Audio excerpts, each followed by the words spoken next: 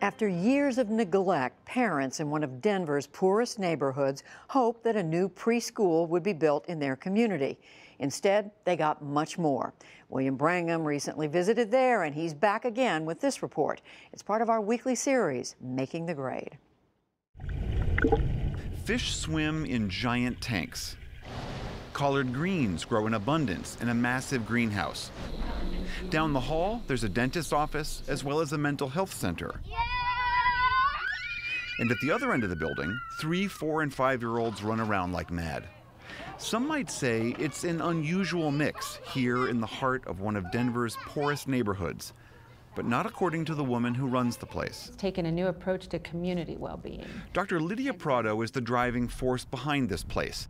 It's called the Dahlia Campus for Health and Well-Being. My initial conversations were with two folks who together they have over 80 years of residence in this community. And just floated the idea, I want to take integrated care to the next level. I want to think comprehensively about health.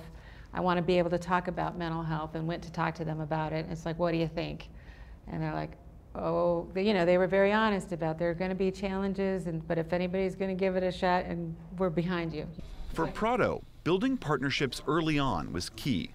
Heidi Heisenbuttel came on board early, bringing a branch of her Sewall Child Development Center to the new campus.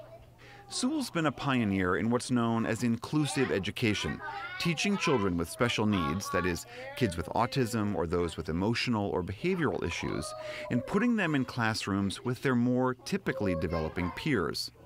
Heisenbuttel says the evidence is clear that this approach works for all kids. They learn to expect that every child learns differently, and they go on to their elementary classrooms and they become advocates for kids who learn differently, and they will tell teachers, you need to work with that child, or why can't he participate on the playground, or we want him in our group. Do you want to come tell us how you're feeling? We observed 3 classrooms. Here, the Tigers have circle time.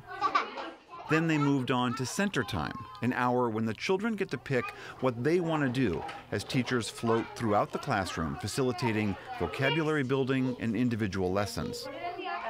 1/3 of the children here have some special need, some with diagnosed developmental problems.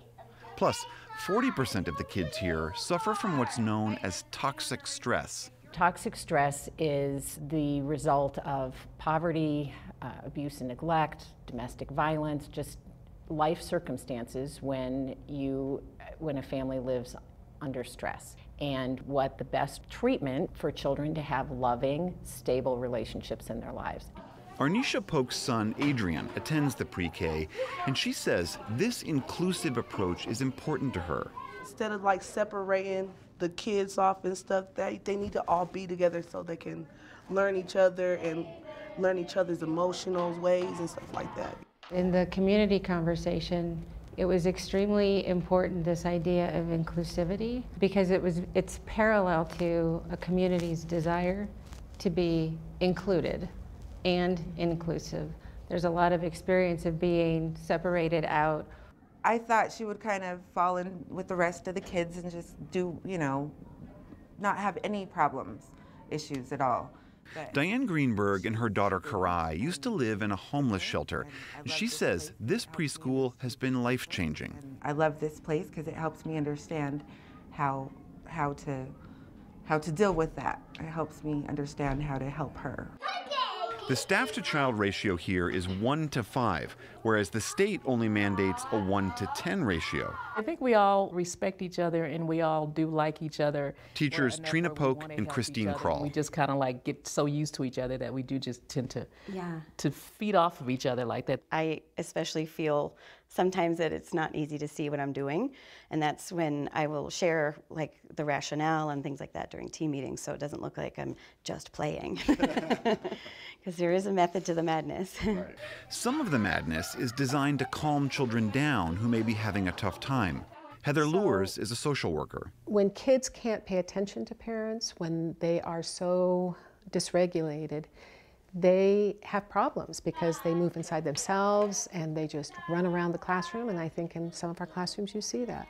So what I'm doing with this child is saying, I'm the adult, I'm in charge, you don't need to be in charge, because these kids that need to be in charge with parents that are absent don't do well.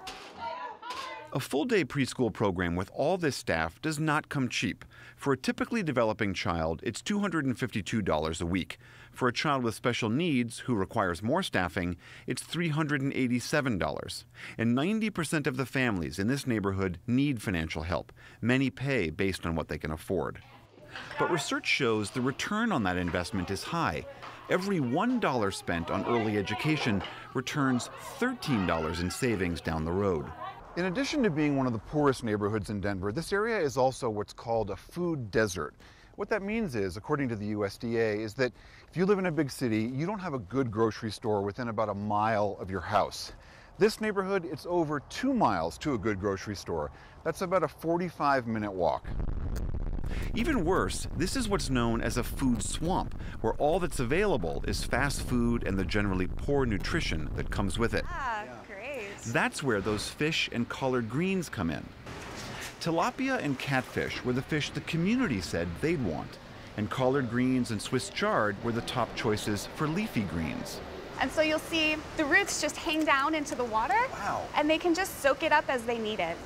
Jenna Smith runs this aquaponics greenhouse, which uses one continuous loop of recycled, cleaned water for the entire operation. Healthy food is foundational to overall health and well-being. It's a very important component to helping kids to grow up, pay attention in class, be strong and active. And what better way to do that than to have it right on site?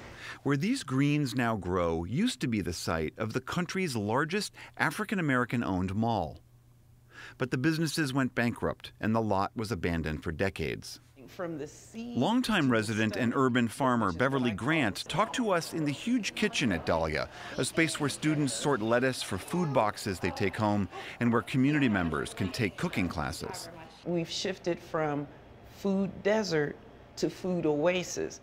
Grant runs her own traveling farm stand, and she met Lydia Prado early in the planning stages. The blessing is that Dr. Prado had amazing listening ears and a compassionate heart. And when she heard the stories of people like me and others, she was like, we could probably do something about that. You get that little nod from her, consider that done. As Grant likes to say, from seed to stomach. During our visit, preschoolers were learning that very lesson, planting seedlings that will later be transplanted into their urban farm and could, very likely, end up on their own kitchen tables. For the PBS News Hour, I'm William Brangham in Denver, Colorado.